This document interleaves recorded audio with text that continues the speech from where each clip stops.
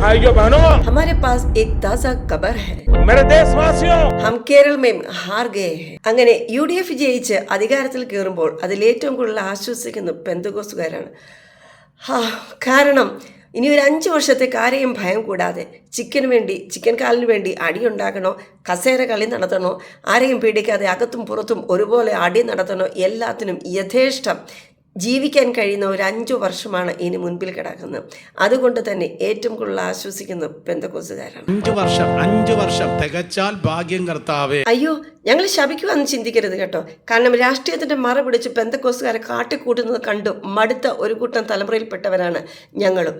തെരഞ്ഞെടുപ്പ് വരിക, പെന്തക്കോസ്ത് എന്ന വിഭാഗത്തിന് വേണ്ടി സംസാരിക്കാൻ ചിലർ നമ്മുടെ അസംബ്ലിയിൽ ഉണ്ടാകാൻ നിങ്ങൾ പ്രാർത്ഥിക്കണം. ദൈവം നമ്മുടെ പ്രാർത്ഥന കേട്ടിരിക്കുന്നു. പെന്തക്കോസ്തുകാരനായ ഒരുത്തൻ അത് രാഷ്ട്രീയത്തിൽ നമുക്ക് ലഭിച്ചിരിക്കുന്നു. ഒരു പെന്തക്കോസ്തുകാരന് സീറ്റ് കിട്ടിയെന്നും ഒക്കെ ആശ്വസിക്കാം. ഈ ഇലക്ഷൻ്റെ ആദ്യം മുതൽ, ഇലക്ഷൻ്റെ സീറ്റ് നിർണ്ണയമൊക്കെ നടക്കുന്ന ആ സമയം മുതൽ തന്നെ പെന്തക്കോസ്ത് സമൂഹം ചർച്ച ചെയ്ത ഒരു കാര്യമാണ് പെന്തക്കോസ്തുകാർക്ക് ഈ പ്രാവശ്യം ഒരു സീറ്റ് കിട്ടണം. ഏത് രാഷ്ട്രീയ പാർട്ടിയാണ് പെന്തക്കോസ്തുകാർക്ക് സീറ്റ് കൊടുക്കുന്നതെന്നൊക്കെ പല ചർച്ചകളുണ്ടായിരുന്നു.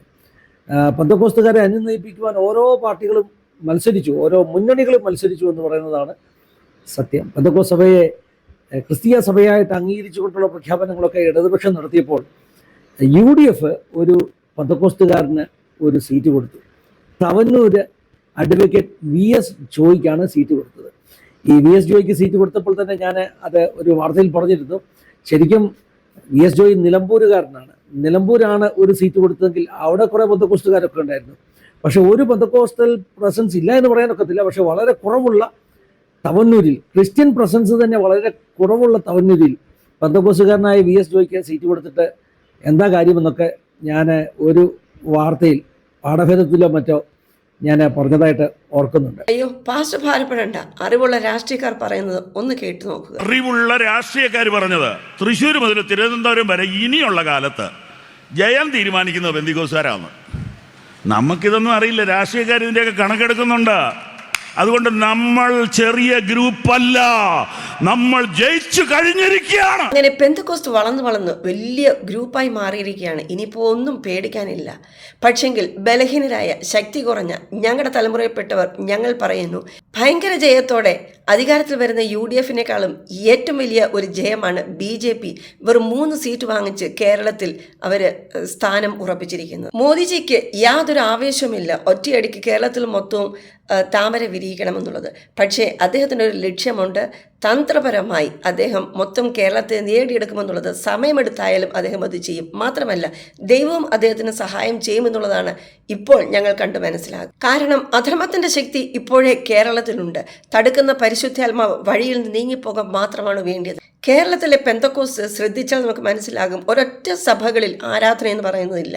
എന്നാൽ അധർമ്മത്തിൻ്റെ ശക്തിയെ തള്ളി നീക്കണമെന്നെങ്കിൽ ദൈവത്തിൻ്റെ വായിലെ ശ്വാസമായ പരിശുദ്ധാത്മാവ് നമ്മുടെ ഉള്ളിൽ നിന്നും ഒഴുകിയിട്ടില്ലാതെ ഈ ശക്തിയോട് പോരാടുവാൻ കഴിയുകയില്ല. അധർമ്മമൂർത്തിയുടെ തന്ത്രമായ ഭിന്നത കേരളത്തിൽ കൊടികുത്തി വാഴുമ്പോൾ, പെന്തക്കോസ്തിനെ അത് പിടിച്ചടക്കുമ്പോൾ, ആരാധിക്കാൻ മടിയുള്ള, അന്യഭാഷ പറയാൻ ലജ്ജിക്കുന്ന, അഭിഷേകത്തെ പുച്ഛിക്കുന്ന ഒരു കൂട്ടമായി പെന്തക്കോസ്ത് മാറുമ്പോൾ അവരെ അധർമ്മത്തിൻ്റെ കയ്യിൽ ഏൽപ്പിച്ചു കൊടുക്കാതെ ദൈവത്തിന് മറ്റൊരു രക്ഷയില്ല.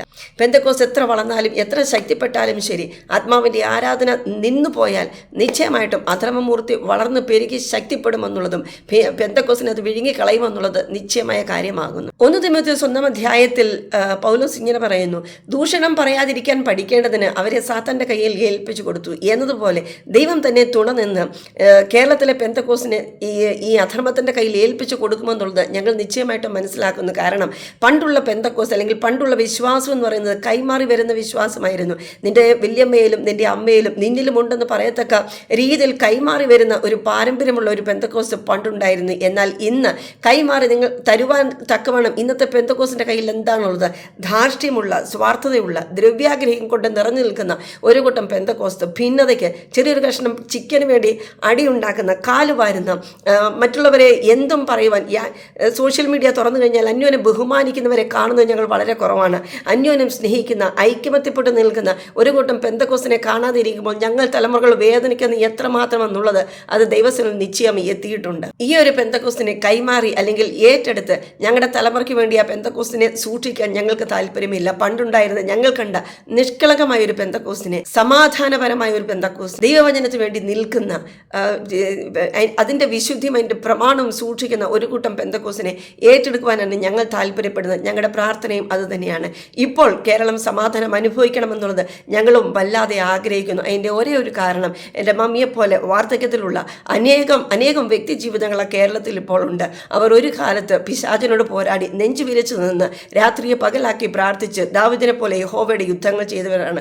അവർ ജീവിച്ചിരിക്കുന്ന നിമിഷം വരെ ആ കേരളം സമാധാനത്തിലൂടെ പോകണമെന്നുള്ളത് നിങ്ങളെക്കാൾ അധികം ഞങ്ങൾ ആഗ്രഹിക്കുന്നു. അതുമാത്രമല്ല, ഒരു ക്രിസ്ത്യാനിയെങ്കിലും ആ കേരളത്തിൽ ശേഷിക്കുന്നുണ്ടെങ്കിൽ നിശ്ചയമായിട്ടും അവർ നിമിത്തം ആ കേരളം സമാധാനം അനുഭവിക്കണം എന്നുള്ളത് തന്നെയാണ് ഞങ്ങൾ ആഗ്രഹിക്കുന്നത്. എന്നാൽ ഇങ്ങനെ ഭിന്നതയിൽ പോകുന്ന ഒരു പെന്തക്കോസിനെ കൈമാറി ഞങ്ങളുടെ കയ്യിൽ ഏറ്റെടുക്കാൻ ഞങ്ങൾക്ക് താല്പര്യമില്ലാത്തിടത്തോളം കാലം ഞങ്ങളുടെ നിലവിളി സ്വർഗത്തിൽ എത്തുക തന്നെ ചെയ്യും. പെന്തക്കോസ് മടങ്ങി വരാത്തിടത്തോളം കാലം, ഐക്യത്തിൽ ചേർന്ന് നിൽക്കാത്തിടത്തോളം കാലം ഞങ്ങളുടെ നിലവിളി ഉയർന്നുകൊണ്ട് തന്നെയിരിക്കും. ദൈവസന്നിധിയിൽ ചെന്നാൽ ദൈവസാന്നിധ്യം അനുഭവിക്കാൻ കഴിയുന്നില്ല, പരിശുദ്ധാത്മാവിൽ നിറയുവാൻ കഴിയുന്നില്ല, ആരാധിപ്പാൻ ഞങ്ങൾക്ക് കഴിയുന്നില്ല.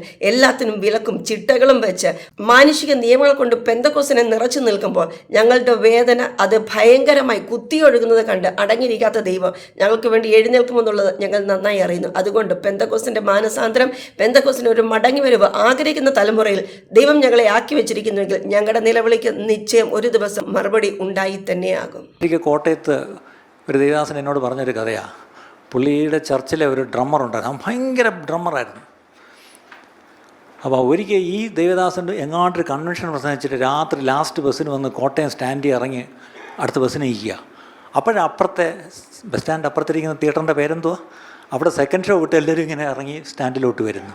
അപ്പോൾ ആ കൂട്ടത്തിൽ, ആ സിനിമ വിട്ട് വരുന്ന കൂട്ടത്തിൽ ഈ ചർച്ചിലെ ഈ ഡ്രമ്മർ പയ്യനും ഇറങ്ങി വരുന്നു.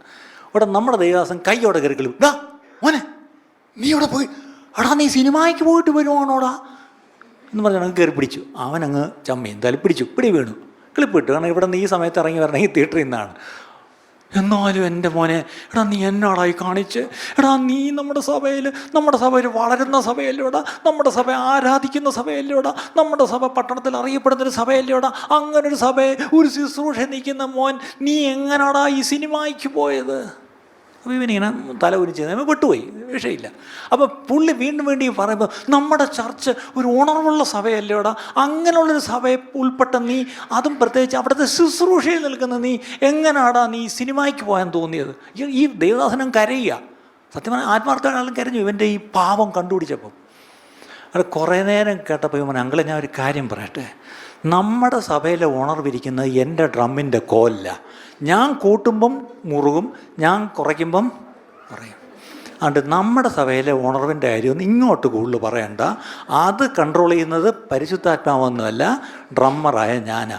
ഇപ്പം മനസ്സിലായില്ല ഞാൻ എന്തിനാണ് ഡ്രമ്മറെ പിടിച്ചതെന്ന്. കുറഞ്ഞപക്ഷം രാഷ്ട്രീയക്കാർ പറയുന്നെങ്കിലും മനസ്സിലാക്കി കേരളത്തിലെ നേതാക്കന്മാർ അല്ല, പെന്തക്കോസ്തിന്റെ നേതാക്കന്മാർ ഒന്ന് മനസ്സിലാക്കിയാൽ നന്നായിരുന്നു. നമ്മുടെ മക്കളും നമ്മുടെ കൊച്ചുമക്കളും, അവരുടെ നാടാണ് കേരളം.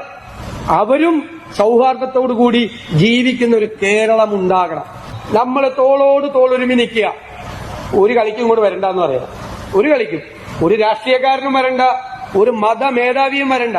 കോൺഗ്രസിന് വേണ്ടി പ്രവർത്തിക്കാൻ ഇറങ്ങിയത് എന്ന് എന്നെ സ്നേഹിക്കുന്ന ഒരുപാട് പേര് എന്നോട് ചോദിച്ചിട്ടുണ്ട്. എനിക്ക് തോന്നിയൊരു കാര്യം, ഞാൻ എന്റെ മക്കൾക്ക് വേണ്ടി ചെയ്യുന്ന ഏറ്റവും നല്ല കാര്യങ്ങളിൽ ഒന്നായിട്ടാണ് ഇതിനെ കാണുന്നത്. ഞാനും നിങ്ങളുമൊക്കെ ജനിച്ചു വളർന്ന സമയത്തെ ഒരു ഇന്ത്യയുണ്ട്. നമ്മൾ തമ്മിൽ ഒരു വേർതിരിവില്ലാതെ സൗഹൃദങ്ങൾ ഉണ്ടായിരുന്ന, ചിരിച്ചും കളിച്ചും എല്ലാ ആഘോഷങ്ങളും ഒന്നിച്ച് കൊണ്ടു നടന്നിരുന്ന ഒരു ഇന്ത്യ. അതേ ഇന്ത്യ എന്റെ മക്കൾക്കും വളരാൻ ഉണ്ടായിരിക്കണം.